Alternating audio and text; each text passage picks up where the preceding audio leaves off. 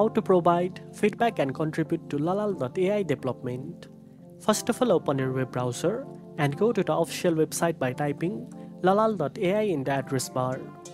Make sure you are logged into your account before proceeding. Next, scroll down to the bottom of the homepage and look for the support section. Here you will find options to reach out directly to the Lalal.ai team. To provide feedback, send an email to support@lalal.ai. You can share your experience, report any bugs, suggest new features, or comment on improvements you'd like to see. Be clear and specific so the development team can fully understand your input. Lalal.ai also welcomes contribution from active users who want to help shape the platform. If you are a developer, researcher, or just an advanced user with technical knowledge, you can reach out to propose collaboration or technical enhancement. And that's it. Now you know how to provide feedback and contribute to Lalal.ai development.